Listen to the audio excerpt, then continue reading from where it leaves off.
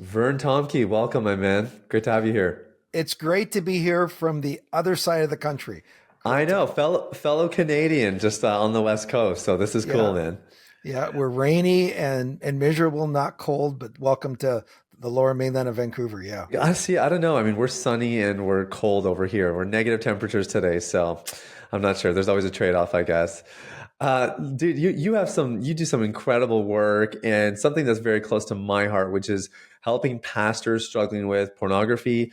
And obviously, that's sort of the branding, but I know that we could expand pastor to church leader or elder or lay leader, or, whatever. There's a lot of different sub hats that I suppose could be worn. Maybe as a starting point, Vern, why are you so passionate about helping people in ministry quit pornography? Being in ministry is can be such an isolating experience. It's not meant to be that, but it's hard to be known.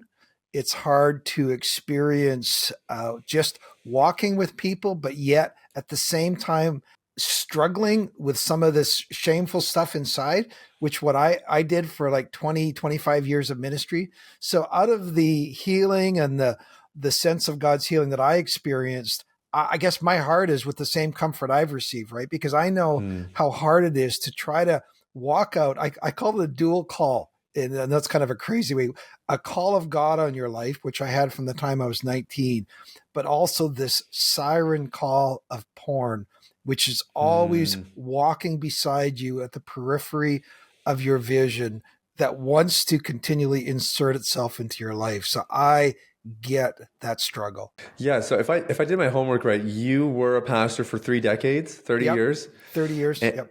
and so obviously a struggle with pornography was part of that story. And I guess my question about that specifically is when did it start for you, and when did your call to pastor and the siren call of pornography, as you put it, intersect?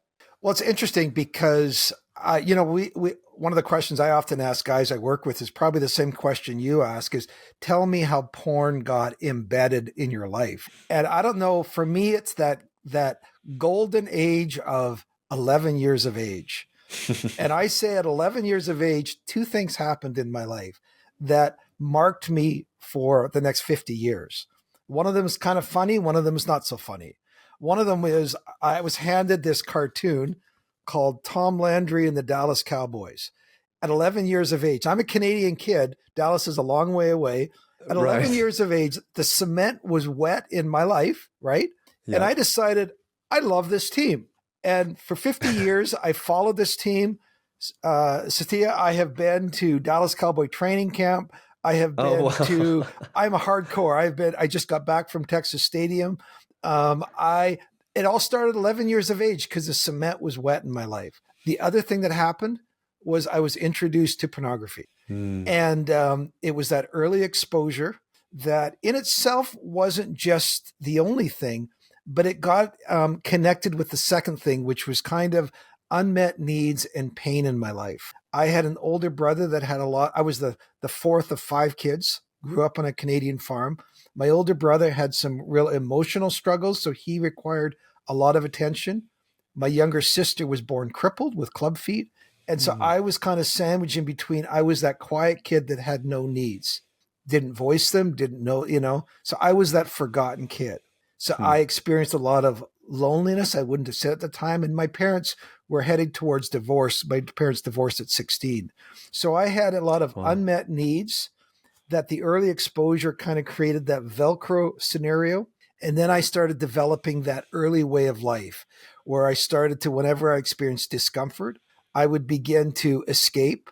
I would begin to use porn as a medication to make myself feel better, even though I didn't have the language for it at that time. And then I would begin to develop this kind of early version of a double life. Hmm. And then from then, you know how that goes. Repeated use. Every time you put that string around your wrists and you keep going, it goes from a pattern to a habit, and then eventually you're moving into some version of a strong or even extreme habit, which we often would use. Some people would use the word addiction. So that Yeah. was developed. So by the time I was 19, and I had was at a conference, and I heard this really clear word for me, from John 15:16. God's saying, you did not choose me, but I chose you and appointed you to go and bear fruit that will last. I heard a really clear call of God on my life that came at 19, and that led me to go to Bible school, led me to begin to, look at ministry. I was also a high school teacher as part of this, but I had this call, but I still had this undealt with pain, needs, and this growing compulsion in my life that always was there, right? And Yeah. so, Sathiya, I would say, okay, well, of course, I thought like most young guys, getting married is going to take care of it, Yeah. right?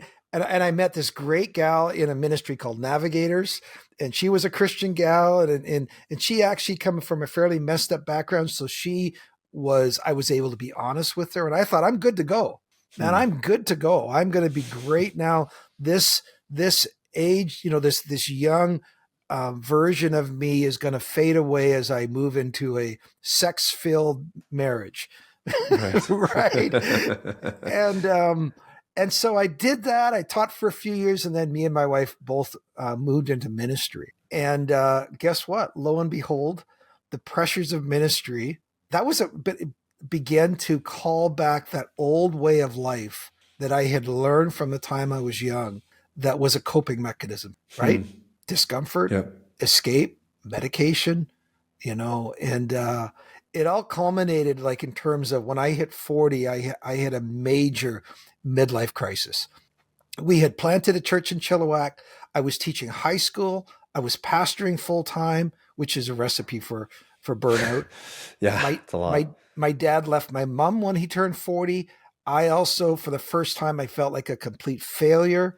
I felt like all the efforts of the last 10 years were I did look back and go, what was all that about? Hmm. I basically hit a wall.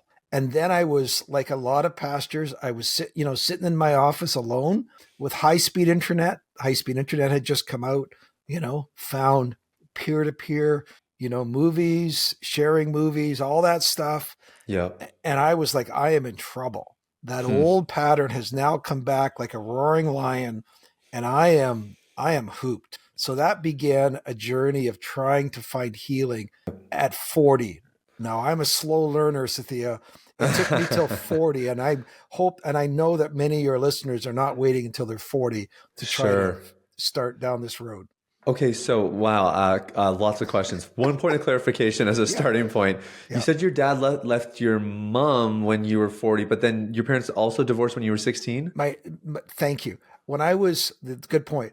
When my dad was 40, that was when my parents split.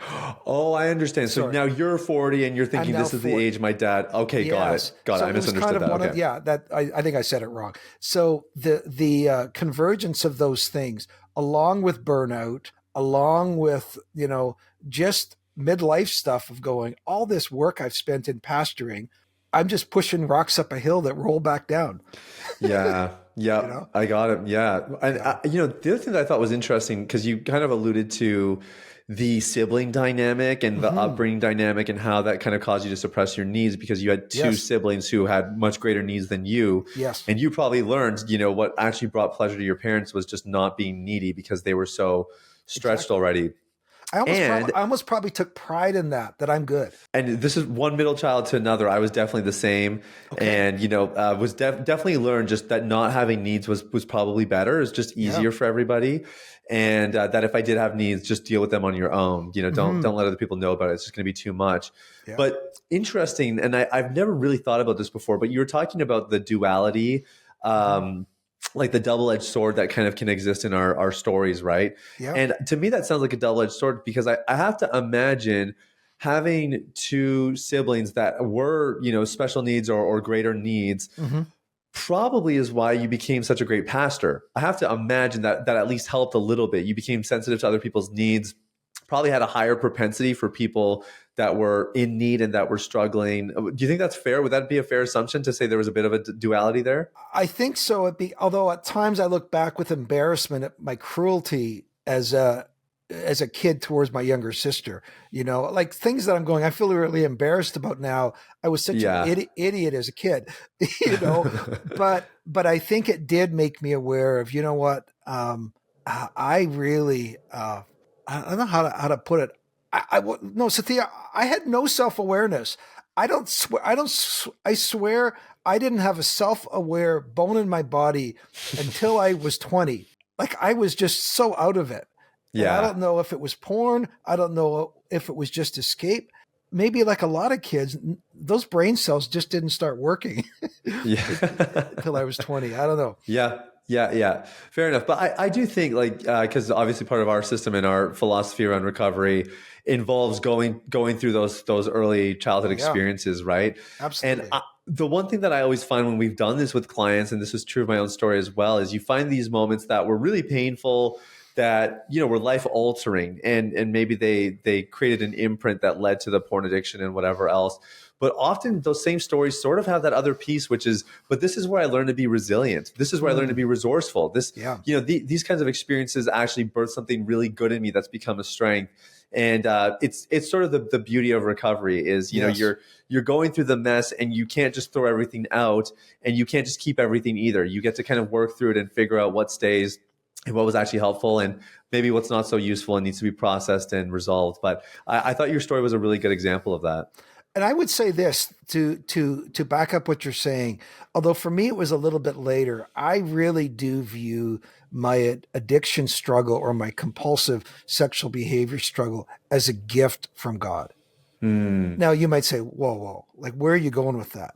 Because it taught me, you know what? Beware of the person that met with success the first time. Right. Like right. I don't think I could be in a church with a pastor that never experienced an addiction or was aware of an addiction, a struggle, was just like, we're going to take this hill and had no limp. The old pastor John Wimber used to say, talked about leaders with a limp, Yes. and I would say that my struggle with pornography has made me so aware of my own brokenness, and then it's given me an incredible compassion for the brokenness of other people, Yeah. however that brokenness displays itself, whether it's Hmm. women struggling with the past of an abortion or an eating disorder, or drugs and alcohol, whatever it is. I'm going, I get it.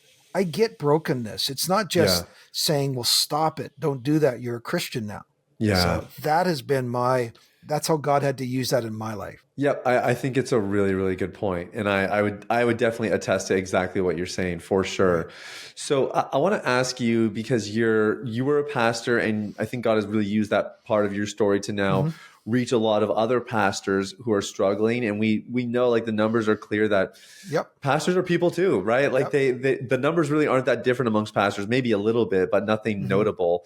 What is different though about a pastor struggling with pornography compared to another person? Because having been in ministry and been the Hmm. son of people that were in ministry, my Yep. parents and my grandpa and beyond, there are nuances to Yes. local church ministry, and it's not the same. It is the same and it's not the same. Tell me about some of the differences. Yeah. And first of all, you're right. I kind of say, well, number one, we're all the same.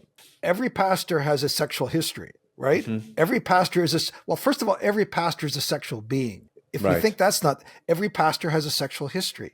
Every pastor is so that's the same. So we got to start there. So if you think you're somehow different, you're not, right? You bring that into ministry. You bring your pain, you bring your wounding, you bring the fact that maybe you were sexually active, or that you were sexually abused, or you had exposure to porn. So you're the same like every other person.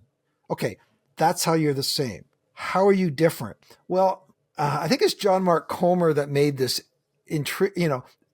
point. He says, now I don't know if maybe it's an overstatement. Every pastor that he knew had some version of father issues or need for affirmation. I found Mm. I found that to be pretty heavy, right? In one Wow. sense, you can be attracted to ministry out of you say, well, Vern, it's a call from God. But there is a also perhaps mixed in there a sense for validation or a Mm. sense for affirmation. Yeah. And and what happens when you become that very thing that may be unhealed in your life or not surrendered to God becomes a source of your vulnerability. So when you in ministry have people who are are, let's say a female, for example, who says, "Oh, Pastor, you are somebody that understands me like nobody else does," or your sermons speak to me so deeply, or you understand me like my husband doesn't, or all of that, you are in a place of vulnerability in Yeah. terms of that. But there's a double-edged sword to that, because if there ever was a role that validation gets pulled out from under your feet like a rug, it's pastoring. We are so critical as church consumers.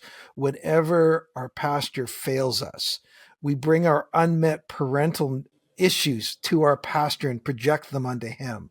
When he walks by us without saying hi, when he gives a sermon which is something just a little bit less than Timothy Keller, when he fails to grow the church like the church across the street, when he fails to say the right thing when he's visiting us at the hospital, when and people are constantly bringing their score sheet to you.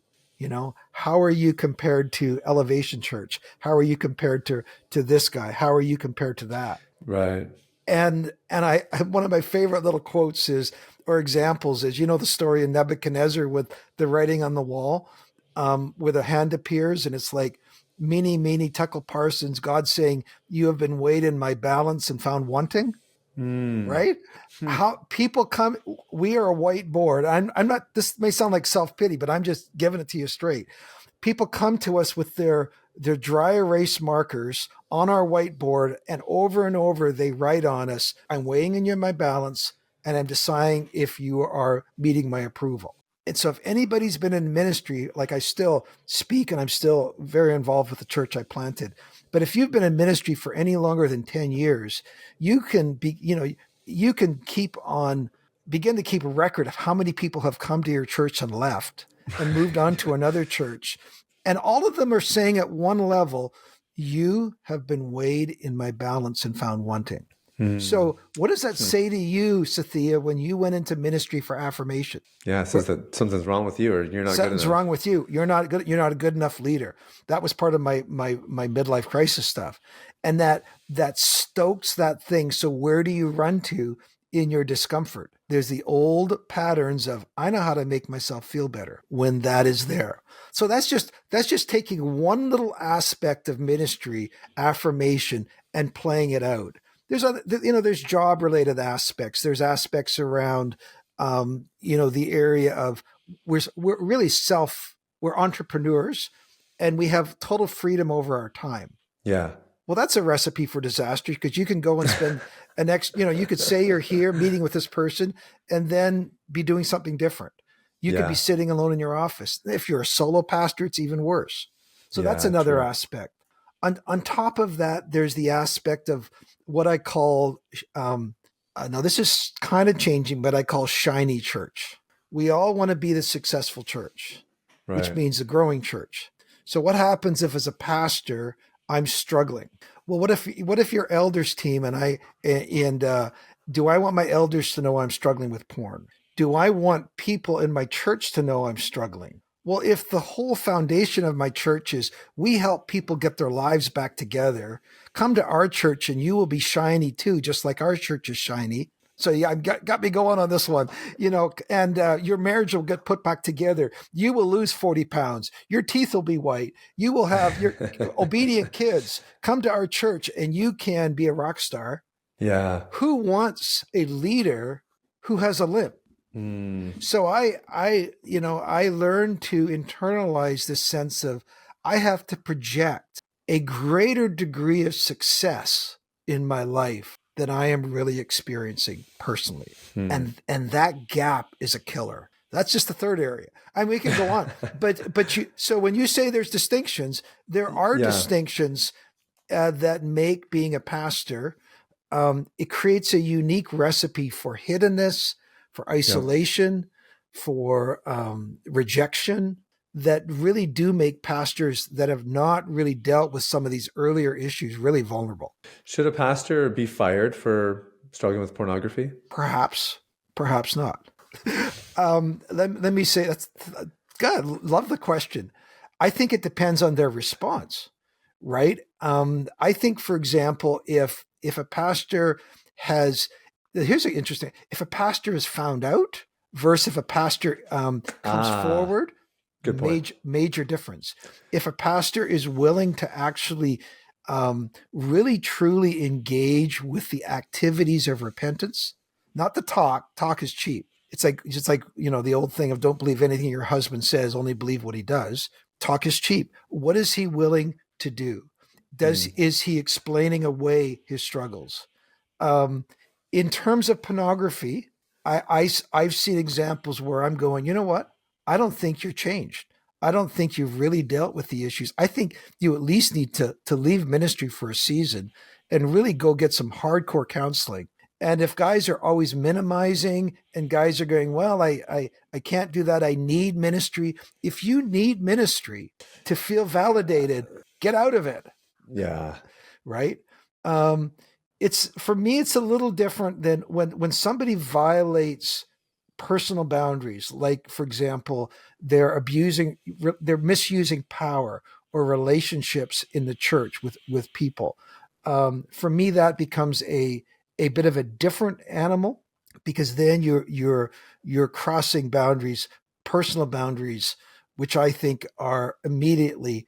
I wouldn't want somebody pastoring if they have been engaged in an inappropriate relationship with somebody in their church or Of those course. ways. Yeah. Those are my distinctions. Not everybody would agree, but um,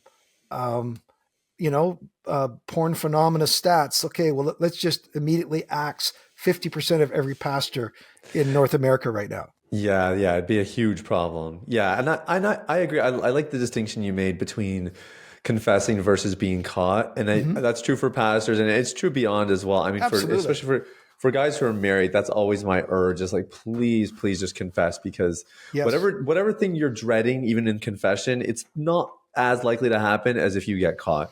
And please don't let it be progressive revelation. Yes. Yeah. Don't drip out the information. Yeah. What do you think it looks like when a pastor is handling? So let's say he has confessed Mm-hmm. and the board or the elders, however the governance is structured, Mm-hmm. basically says to him, okay, time to take a break. Let's get you healed up. Don't worry. We'll find someone to cover you intermittently. Mm-hmm. Pastor comes back. He's in a much better place. He's feeling refreshed about ministry. He hasn't watched porn in a while. Mm-hmm. And the board decides, okay, yeah, we're good to reinstate you. What do you think it looks like for a pastor to have checks and balances or guard themselves, protect themselves, be accountable? That's sort of the mainstream language to ensure that they're staying clean and that they're not falling back into old habits and that sort of thing. Yeah, and this becomes one of those examples where you can talk to guys, and I immediately get a sense of whether or not their life is an open book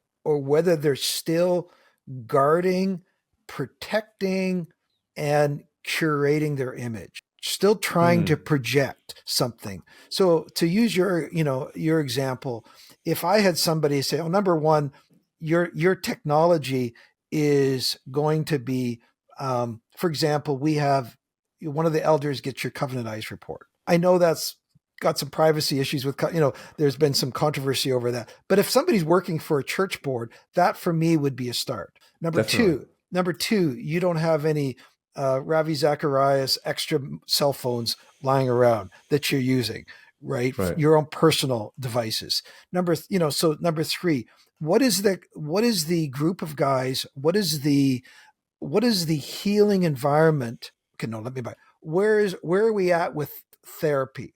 Because do you have someone to help you look at with kindness and compassion on your story and work through some of those formative areas that porn was such a ready solution for? Where are you at with that? Now, I'm not sure if a person would have that relationship with the therapist. Probably there would be an anonymity there with the therapist, but I'd still need to know, is that person really understanding some of those formative issues? Yeah. And the next one would be, okay, what is that ongoing healing environment that you're in? Who are the three or four guys that you're in, fellow strugglers, where you are 100% honest with? And, perhaps even to have those guys to say, if you perceive there's problems, you have permission to call the elders board and say, you know what, he's really struggling again. Hmm. If a person is resistant to some of those things, then I would say, you know what, I still think you're playing games at some level. You're still trying to have your recovery your way. I'm sure you know when guys enter recovery, you can get a pretty clear sense. Are they willing to do whatever? Or are they 80% in and 20% out kind of thing? Well, it's interesting. As we've been talking, I'm thinking of a pastor who went through our program in the fall, Mm-hmm. and he was, I mean, honestly, he's one of the best clients that we've had as far as just commitment to the process, really embracing everything we're doing. So kind to my staff and our coaching team. And we've often talked about like, how do we create more of these experiences? Like, how do we get more people like him? Because we enjoyed it so much. And we have had pastors where, like, one huge red flag for us is they're constantly asking questions about timeline. Oh, Like, dude, yes. how long is this going to take? And, do you think by this point, I'll be able to do X, Y, Z? And it's like, I think you're missing the point here. Like, we're not putting time frames on this. Like, it's however long it takes, and you should want to do this the right way. The timeline's kind of irrelevant. If it takes you 2 years, it takes you 2 years. Just take your 2 years so you can have a fruitful life in ministry for a couple more decades. That's a great red flag. And I know there's always a little bit of the male thing of how fast can I do this? Yeah, for sure. But you're going, dude, how long has this been a problem in your life? Yeah. Right? Yeah, it's true. I've been thinking about this more. I've been testing some more content online about moral failures, and you mentioned Ravi Zacharias, and there's been a couple other names. Somebody was like, "Oh, wouldn't it be so awesome to do a post about a bunch of pastors that had moral failures?" And I was like, "Oh, dude. No, that's not really our brand. That's not." No. But we could talk about pastors who have morally failed that have gotten their lives back together. That I would do a post about. Yes. And so we ended up doing a post, and that was fine. But I wanted to ask you a couple of questions. So one question is a follow-up on the accountability piece. And I'm going to pitch something to you, and I want to know what you think about it. Because one of the, like, for me, the big problem with most accountability systems is at the end of the day, you can still lie. So, like even the guy who is like, hasn't watched porn in 40 years, he's accountable to his board. He's got his 3 trusted friends. He's like the Jesus model. He's got the best friend, the 3 friends, the 12 friends. And, he can still lie. At the end of the day, he can still lie. So I've been thinking a little bit about how could you actually guard against that? And I'm actually thinking about it in my own life. That's always been my approach is I'm patient zero, I'm the guinea pig. So as I thought about it more, the one thing I observed is 9 times out of 10, and I'm sure you would attest to this, 9 times out of 10, the wife knew, or she had a feeling, something was off, something was not right. And maybe she didn't know that her husband was watching porn, but she knew that something wasn't quite right. So I kind of got asking, like, how could I tap into the radar detector that is my wife? And so I've set up, I learned this from a pastor in Texas, actually. He calls it secret shopper accountability, which is basically, I have a very good friend who happens to be a pastor. We met kind of in our early 20s. We went to revival conferences together and that sort of thing. And he lives closer to you now. He actually went to school in BC, I think in Surrey, but he lives in Calgary now. And he's a pastor at Center Street Church. And anyway, he and I have been on the phone. We chat once a week. We've done that for about 13 years now. So he knows me well. I know him well. We know our families well, that sort of deal. So he has permission at any point. The Holy Spirit prompts him. He picks something up, or even just out of routine and rhythm. He has permission to call my wife and say, "Hey, how's Sathiya really doing?" Right. And I'm trying to tap into this secondary layer, which is if I was lying to him, which I haven't, at least up until this point. Even if I was lying to him, that there's another layer where he can catch something that's going on. Because my wife there are some things that I've had to tell my wife, "Hey, this has been going on." And she almost always says, "Yeah, you seemed off," or "I was wondering if something was happening." And I have one son, he's 14 months at the time of this recording. But when my kids are a bit older and they have a relationship with Uncle Taylor, he will also have permission to call them and say, "Hey, how's your dad really doing? What have your interactions with him been like?" I'm just trying to build another layer that can basically cover me if I'm lying. And I don't know what you think about something like that, but I'm trying to brainstorm models so that our pastors don't have all the pressure even on themselves, even though obviously they need to be accountable and tell the truth. Don't get me wrong, but just thinking of a secondary layer, So I don't know. That's what I'm working with for now. I'll have to let you know how it pans out. Well, and let me add to that. When you were asked about, I was remiss to say, if a pastor is going through some sort of stepping out of ministry or trying to get healing or recalibrating ministry or whatever, if they're feeling something, their wives are going to feel that 10 times as much. Yeah, yeah. Right. So any process that doesn't involve healing for their wives, doesn't involve support for their wives, for all, can you imagine being a pastor's wife in a church and going, oh, so and so struggling with porn, and many women are going, gee, what does that say about her? That's what she's thinking Yeah. in her life. So wives are a great radar detector, and I like the fact that you're saying, not only does your buddies, and we've seen that abused in examples where three buddies that all have problems, are The restoring blind something. leading the blind. Yeah, they're Yeah. restoring to ministry. Then we found out each of those buddies, we're not getting into names here, have themselves sexual problems, and Yeah. they're now saying, oh, he's good to go.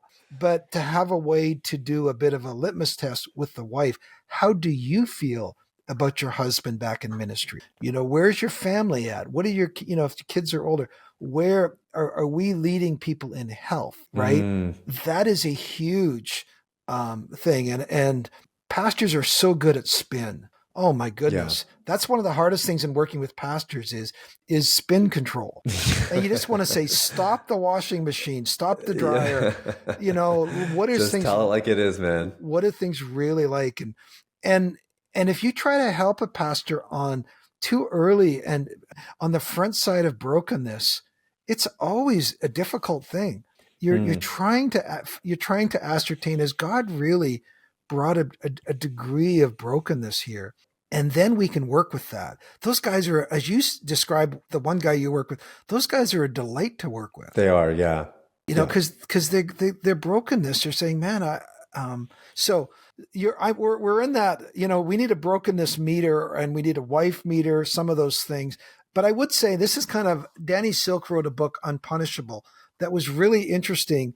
And he did say this, that there is in many churches this desire to punish Mm, people, that we call that accountability. Somebody needs to hold them accountable, which means somebody needs to punish them. yeah, true. And sometimes it's simply they need to be punished for letting me down and my image I had of them. So I can't guarantee you, even if a person does it right, you might be in a church system and structure where your board lets you go, Yeah. where that happens. And Yeah. you and I would just say, well, what version of yourself do you want going forward? Do you want Yeah. somebody that's having to pretend and posture in ministry in that setting? Or do you trust God to heal you up, raise you up for something in the future where you can truly lead out of your God's grace through your brokenness? It's really good. No, I agree. So I want to ask another question about that, Yep. about moral failures, because I think this is a subject that's not discussed enough. That's actually why I wanted to start doing some content on it, but Yeah. more on the value side of it, obviously not trying to expose people. No. Let's talk about the pastoral side of it. So a pastor has a moral failure. Mhm. What in your, like, what would you say are healthy indicators that there's a good response happening to moral failures? Because I'm really paying attention, just because, there's enough mega churches now that Yep. it doesn't take too long before you hear of a moral failure, unfortunately, that's happening. I don't feel like I've seen anything where I'm like, oh, this was really good, really well done. Other than, to be honest, my local church.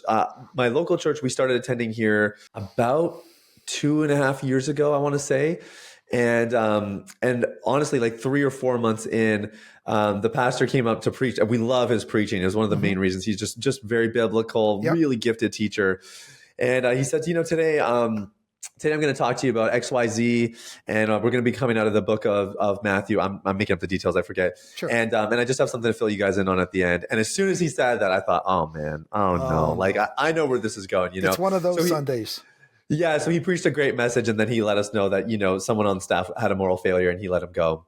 And that the what I've seen there is, number one, he was just upfront about what happened. He didn't share the full details, but just, it was a moral failure. We released him. We don't believe he's fit for ministry here. And again, I know, like, Danny Silk would maybe have a different opinion even about that part of handling it. Sure. But I like the transparency. I like that he was decisive about it and he was clear with everybody. And he also said, like, we're making an effort to actually go through a healing process with him and his wife. Yep. And so he kind of explained it. Now, I've heard that 100 times, but usually you don't see the guy again. You don't see the wife again. They move, they're embarrassed and whatever. Yep. And that just hasn't been their story. They actually did go through that process. They've stuck around, and they're part of the local church now. And we see them on a pretty regular basis. And I've really been inspired, but those stories are few and far between. And what I wanted to ask you is, like, what do you think is healthy protocol for a moral failure from the local church perspective? Let's go back to a few of the things we talked about. If it's a Gordon MacDonald situation where one bad decision is like, I can't believe what I just did. I think in his situation, it was an individual. He's written a couple books on it. Amazing how he did it. And he immediately went and he made himself vulnerable to his accountability structure. Right. World of difference. Somebody says, you know what? I'm a pastor. I'm a youth pastor, which, the stats are even higher for youth pastors than senior pastors. I'm really struggling right now with porn or whatever. So that's very different than somebody that says, you know what, for the last 2 years, I've actually had an ongoing relationship with somebody in the church or somebody else. This has been a secret pattern of my life for X amount of time. Totally different ballgame.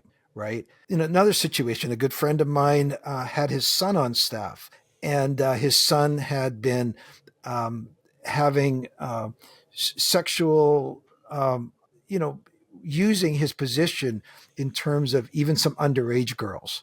And what happened was that pastor hid it, didn't tell anybody, protect the son. And of course, then the police got involved. He lost his place in ministry. The wife lost his place in ministry, and big, huge news story. So there are certain lines, legal lines, power dynamic lines that are immediate disqualification things, because they just create unsafe setting for everybody in the church. But using your situation, for me, the fact that somebody who's willing to stay in the church, somebody is willing to stay in relationship, somebody is willing to walk through healing, and then be a source of hope for other people with their story, I would say, you know what? I could see that person. I'm not, don't know all the specifics of the story. I could see that person say, you know what? That person I could see back in ministry within that church situation, because they're known and they have been totally upfront. And now they're a source of healing, maybe for other couples who are struggling with an affair or those things. I am redemptive in that way. Yep. So the scenario you gave makes me feel comfortable. But when somebody leaves or whatever, I'm going, you know what? It's still about image. It's still about protecting. It's still about, okay, that for me is they're not willing, because ministry is all about vulnerability. How would you like to be a person in the Bible where everyone tells all your junk? Right? None of us want to be written into the Bible. Well, if you're going to be written into the church, right? Yeah, it's a good point. No, and I like what you're saying, because I think ultimately what I'm gathering is it's not about the actions, because the actions could look right on the outside, but they could actually just be masking deeper heart issues or insecurities or poor motives or whatever. Like, it really is about the intents. And if you govern that really well, then, whatever the behaviors are, they'll start to line up. So I think that makes sense. On the other side of a moral failure, for congregants, and people who are loyal to their church, loyal to their pastor, and then they find out their pastor was hiding something or was having an affair or whatever it might be. Any best practices there or recommendations for people who are reeling from, a trusted spiritual authority that had a moral failure? Yeah, that is brutal, especially when we've put pastors on a pedestal. And let me just say, pastors are so good. Some pastors are so good at hiding their failures. They'll tell little transparent stories. Right. Oh man, I can't believe I was, got, cut off in the thing, and I opened the window and yelled at somebody. We all go, oh, isn't my pastor so vulnerable? Aren't they so real? Like I'm just, that kind of Yeah. little curated versions of transparency. And then we find out, you know what? That guy's been a wolf in sheep's clothing. Or Hmm. that guy has, although he's been a huge benefit to me spiritually, it was always something that this stuff, secret stuff was going on. And I guess that's where, this is the problem maybe of purely independent churches with no oversight. They're just kind of making it up on their own. They have Hmm. I mean, I know a lot of the church, that's kind of the big thing, to be totally independent or non-denominational, but you're trying to figure it out on your own. And there's sometimes best practices of denominations that say, you know what, we're going to have a trusted area pastor come in and say, guys, just because that person had secrets and sin in their life doesn't mean that all the things that God did through them are for naught. Hmm. Those are still God's gifts to you, Yeah. right? Yeah. And to help people, we're going to have people here to help you process your pain and give you some counseling to walk you through. Ideally, this is going back to your other example. I would say a big thing are pastors willing to make amends. If somebody's not willing to make Hmm. amends, That's a good then point. that's another distinction. But even if a pastor's moved on, I've got pain and I need to talk it through. Does my denomination, is there people who can help me process? Because the last thing any of us want is people to walk away from the faith, to walk away Yeah. from the church. And that happens far too often. Yeah, well, even I mean, I mentioned I was part of a church called Catch the Fire, which is Mm-hmm. obviously formerly part of the network that you planted in, Yeah. and they are definitely like really strong on the reconciliatory piece, Yep. restoring people, Sure. like softer on the punishment part, as it Mm-hmm. were. Yep. Um, but lots of conversations about what does it say of someone if they lose their faith over their pastor's moral failure, like was their faith more in the pastor than in God, and all Right. that kind of stuff. And Yep. that's a very nuanced conversation, but I do think that there is some merit there, like because I've definitely had my share of people that have led me Mm-hmm. spiritually that have turned away from the faith and whatever else, and I Mm-hmm. I shake my head because I'm disappointed that they're not Yeah. enjoying what I'm enjoying, but I Yes. haven't felt like, oh, maybe my faith is a sham, or maybe this God thing isn't real. It hasn't hurt me the same way. But for people who maybe are there, they're experiencing a bit of a faith crisis or a question of Mm-hmm. faith. What do you say to them when they're trying to reconcile that after a moral failure? Well, I like your distinction. Is my faith built primarily on my relationship with God? What would God have to say to me personally, despite my disappointment or disenchantment or with the pastor? Hmm. God, what are you saying to me? Are you saying you're saying you will never leave me or forsake me or disappoint me, as opposed to I've been severely disappointed by the person I looked up to? Yeah. And if a person hasn't built, I think a good pastor is somebody that's always trying to build their people's rooted into God. If a person's truly rooted in God, I think those things can change, but a person's roots are not going to change. Hmm. And they're going, you know what? God still speaks to me. God still says he loves me. God still says that he'll never leave me or forsake me or disappoint me. And God also says to me, I still need people in my life, even though they're Hmm. imperfect, even though they're going to fail me. I'm better together. I can't be alone. I can't be isolated, because that is never good. Yeah. We've all known people, and whenever people leave the church out of one thing or another, I've sometimes said to them, the church is a fire. It's a place that keeps you from the wolves, like the Call of the Wild, the old Jack London book. You can walk away from the church, but then you are vulnerable to the enemy. You are vulnerable to him. Yeah. I've seen marriages break apart. I've seen things happen. People go through deconstruction, all that, and I just get afraid for people going.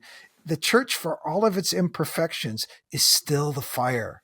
Don't leave the fire. The Yeah. wolves are circling, and we know that in this world around us, the wolves are constantly circling. Yeah, no, I think I do think it's a good point, and I feel like I go through waves or sort of seasons where I have a heightened awareness of the spiritual Mm-hmm. dynamics that are at play in the work Yep. that we do. Because I do think that pornography is one of the greatest weapons that the enemy is Yes. wielding against his people. He's trying to slip us up, and one of the things that I really try to encourage my communities in is like, hey, be encouraged. The enemy thought that you were a threat. Yeah. He thought you were worth attacking. Yeah. And that says something about what's on the other side of this if you can make it through the recovery journey. So, yeah, I agree with you there.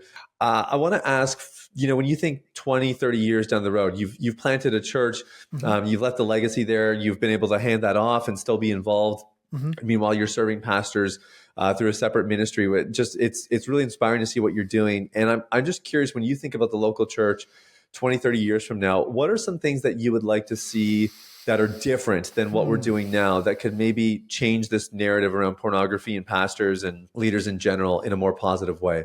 Well, my biggest hope is the breakdown of the shiny church model, Okay. that churches need to continue to present a curated version of come to us and we will make your personal dreams come true. Right. we, Yeah. we will we will make you successful, we will make you shiny. And I just interviewed a guy from the hospital churches, from Dallas, and we talked about that. What does the breakdown of that look like? What it means is we come to church and we go, we're all broken people stumbling toward Jesus, we're all following him, and he is drawing alongside of us, and he is healing us towards not just our own healing, but he is then using us to reach a broken world around us. Hmm. And I have my continual desire is when pastors, sometimes it starts with them, get healed up. They deal with their own brokenness. They get the courage to say, guys, I've been messed up.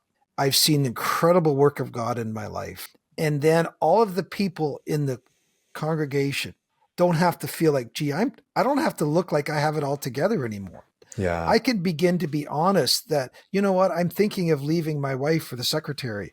The fact that I got a gambling addiction, or the fact that I've had an abortion, when I was, 19 and I didn't tell anybody, or all of these things. And I'm beginning to go, you know what? This is actually a safe place for me to come and share the things that I've been most shameful about. I've struggled with porn. I have same sex attraction. I don't know how to deal with that. I have all of those kind of shameful things. We don't applaud them. We don't minimize them, but it's a place where the posturing, the performance begins to fade away. I think we're Yeah. heading that way, Sathiya. I think the shiny church model is beginning to break down from the top down. Yeah. I said to one Yeah. guy, I was talking, I was in Dallas recently, and I said, I think there's been like 5 or 6 senior pastors of mega churches in Dallas that have all moral failures, Yeah. but it's not Yep. just big churches, it's small churches too. That's no Yeah. respecter of sizes. Yeah. Well, I think of like a Francis Chan, right, who did the shiny church model and then got burnt out, moved Yep, away, like went totally off the grid and has absolutely. come back, still loves the local church and has done it feels like Yes. almost an underground church the way he's doing. He's being so quiet about it. Hmm. And it's like a gathering, I think maximum 12 in a home or something like that. Okay. And then Yeah. they duplicate and that sort of thing. But I think you're right. I do think there's a huge shift coming there. And we're dreaming over here at Deep Clean about the day where there's some curriculum as Mm. well that's just Yeah. widely available in local churches, industry standard. Every local church has curriculum to help guys struggling with Yes. pornography, and I think that's why your work is so important with your podcast and the services that you're providing because. I mean, we know that the sheep are led by the shepherd, and if the Hmm. shepherd is not getting the help that he needs, if he doesn't have the authority or the integrity to speak about Yes. sexuality in a way that's biblical and godly, then he's not really going to be able to lead his sheep into it either. And so I think if pastors get better, the churches get better, and if the churches get better, then the body and the bride get better as well. And that's why I love your work, man. I love what you're doing, and Mm. I'm so grateful you carved some time out to be here today. Yeah. If people want to find out more about what you're up to and check you out, what's the best way for them to do that, Vern? The best way is just to go on the website, which is bandofbrothers.care. Let me just say, Sathiya, I have developed probably the thing I'm most excited about. It took me 3 years to develop a 1 year recovery plan. And it's like 52 15-minute videos with worksheets. And I've got like a counseling center in Vegas. I've got Anglican church in Sydney, Australia, a Vineyard church in Aberdeen, a Southern Baptist church in Pennsylvania. They've been using this 52-week curriculum, and Hmm. it's kind of trying to get at how do you walk men through the first year of recovery. Oh, I love that. And you can just YouTube my name, Vern Tompke, and you'll see an example of lesson one. But it's trying to get some easy curriculum into people's hands. The operating system has to be there with what we're talking about, right? Yep. Churches have to be willing to step into it. But if pastors can begin to find integrity, then they can begin to lead with confidence around this area. So yeah, simplest way, just the website, or you can just email me at bandofbrothers.care@gmail.com. You got it. Vern, thank you so much for your time, man. This is great. Thanks, Sathiya. God's blessing on you.